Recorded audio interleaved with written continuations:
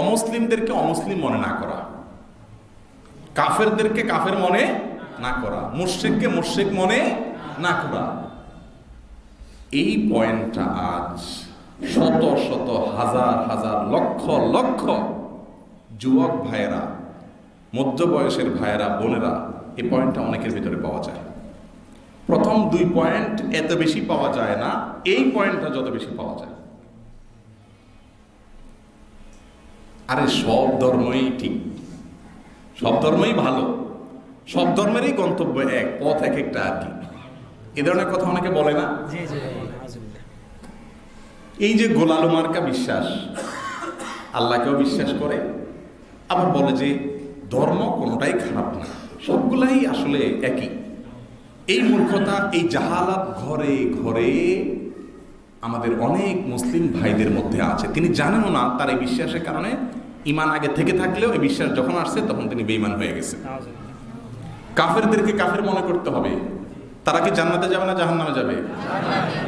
অনেক অমুসলিমের মৃত্যুর পর আমাদের অনেক ভাই বোন লেখে RIP, রেস্ট ইন পিস, জান্নাতে গিয়ে আরাম করো।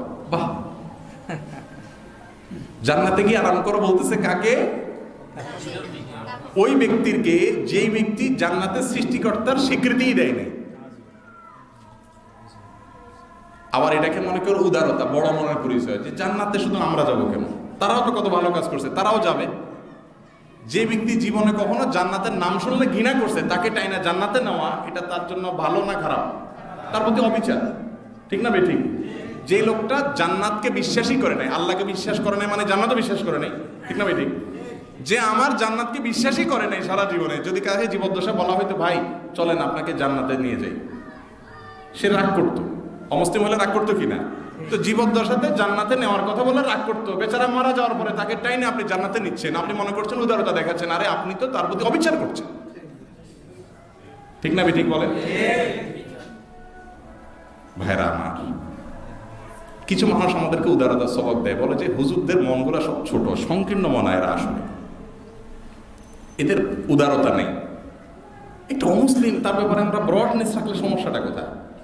আমি বলি যে আপনার বউয়ের ব্যাপারে আপনি কিন্তু ভাগ বসাইতে বলবেন না কাউকে।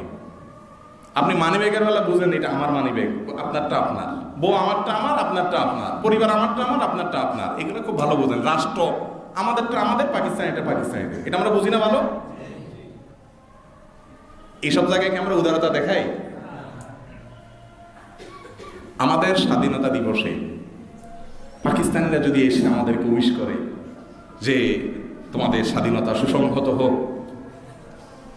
তোমরা লক্ষ লক্ষ শহীদের বিনিময়ে স্বাধীনতা অর্জন করেছো, ধরে রাখার চেষ্টা করো, পাকিস্তানি কোনো নেতা এসে যদি বক্তব্য দেয়, সেটাকে পৃথিবীর কোনো মানুষ উদারতা হিসেবে দেখবে?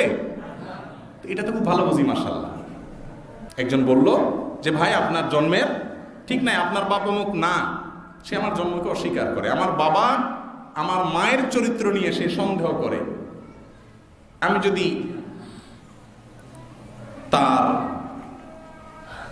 মৃত্যুর পর বলি যে মা অমুক লোকটা মারা গেছে, তোমার বেডরুমে থাকে, আমি নিয়ে যেতে চাই, এটা কি উদারতা হবে?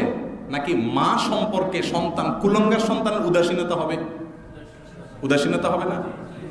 আল্লাহ রাব্বুল আলামিনের অস্তিত্বকে যে অস্বীকার করেছে, আল্লাহর সঙ্গে যে শিরিক করেছে, আপনার মায়ের মাতৃত্ব সম্পর্কে সন্দেহ করলে, অস্বীকার করলে, মিথ্যাচার করলে, সেটা যদি আপনার কষ্টের কারণ হয়, আরে আপনার মা তো মা, আপনার সৃষ্টিকর্তার সঙ্গে যে অবিশ্বাস করেছে, অস্বীকার করেছে, তার সঙ্গে শিরিক করে তাকে কষ্ট দিয়েছে আল্লাহর ভাষায়। আল্লাহকে কষ্ট দেওয়া যায় না, কিন্তু রূপক অর্থে আল্লাহ বলেছেন ইউযিন ইবনে আদম, বনি আদম আমাকে কষ্ট দিয়েছে। আপনার মাকে অপমান করেছে, মার মনে কষ্ট দিয়েছে, মার মাতৃত্ব নিয়ে কথা তুলেছে, আপনার বাবার পিতৃত্ব নিয়ে কথা তুলেছে, আপনার চরিত্র নিয়ে কথা তুলেছে, আপনার মায়ের চরিত্র নিয়ে কথা তুলেছে, আপনার কিন্তু তার প্রতি কখনো উদারতা আসবে না। তার অবস্থান সে থাকবে, আপনার অবস্থানে আপনি থাকবেন, আইন হাতে তুলে নেবেন না, এতটুকু হতে পারে। কিন্তু তাই বলে আপনি তার সঙ্গে মাখামাখি করতে যেতে পারেন না। ধর্মের বেলায় আসলে আমাদের উদারতা গদগদ করে, ঠিক না বেঠিক? তো এটা ঈমান ভঙ্গের কারণ ভাইরা আমার। এটা উদারতা নয়, এটা উদাসীনতা, এটা উদাসীনতা, এটা দেউলিয়াপনা, এটা আপনার বিশ্বাসের ব্যাপারে আপনার কনফিডেন্টের অভাব। আপনি নামধারী মুসলিম, আপনি আল্লাহর খাতে মুসলিম হতে পারবেন না। অমুসলিম ভাই বোন যারা আছেন তাদের প্রতি সদাচরণ করা, তাদেরকে যথাযথভাবে মর্যাদা দেওয়া, সামাজিকভাবে তাদের সঙ্গে সহাবস্থান করার নির্দেশ আল্লাহ তাআলা করেছেন সূরা হুজুরাতের মধ্যে। আল্লাহ ইরশাদ করেছেন, লা ইয়ানহাকুমুল্লাহু আনিল লাযীনা লাম ইউকাতিলুকুম ফিদ-দীন ওয়া লাম ইউখরিজুকুম মিন দিয়ারিকুম আন তাবাররুহুম ওয়া তুকসিতু ইলাইহিম ইন্নাল্লাহা ইউহিব্বুল মুকসিতিন। আল্লাহ রাব্বুল আলামিন তোমাদেরকে নিষেধ করেন না অন্য ধর্মের মানুষ অমুসলিমদের সাথে সদাচরণ করতে। আল্লাহ নিষেধ করেন না, বরং সদাচরণকারীকে আল্লাহ তাআলা ভালোবাসেন। যদি তারা তোমাকে তোমার দেশ থেকে বের করে না দেয়, ধর্মযুদ্ধ তোমাদের উপরে চাপিয়ে না দেয়, শান্তিপূর্ণ সহাবস্থান করে, তাহলে তাদের সাথে দুরাচরণ না করে ভালো আচরণ করতে আল্লাহ কি করেন না? নিষেধ করেন না। প্রিয় ভাইরা আমার, তাহলে এখান থেকে পরিষ্কারভাবে বোঝা গেল যে অন্য ধর্মের মানুষের প্রতি আমাদের উদারতা থাকবে, কিন্তু সেই উদারতার একটা সীমানা থাকতে হবে। থাকতে হবে কি হবে না বলেন? উদারতার একটা সীমানা থাকতে হবে।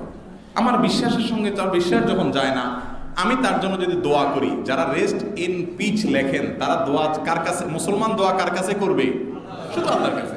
তো আল্লাহর কাছে যদি বলে, আল্লাহ আপনাকে যে অবিশ্বাস করেছে, আপনার সঙ্গে যে শিরিক করেছে, তাকে আপনি আপনার জান্নাতে দিয়ে দেন, তাহলে এটা আল্লাহর কাছে এটা চাওয়া আর ও মায়ের চরিত্র নিয়ে সন্দেহ করা মানুষটার ব্যাপারে মায়ের কাছে কোনো আর্গুমেন্ট করা, দুটার মধ্যে কোনো বেশ কম নাই। আল্লাহ রাব্বুল আলামিন আমাদের ঈমানগুলোকে হেফাজত করার তৌফিক দান করুন।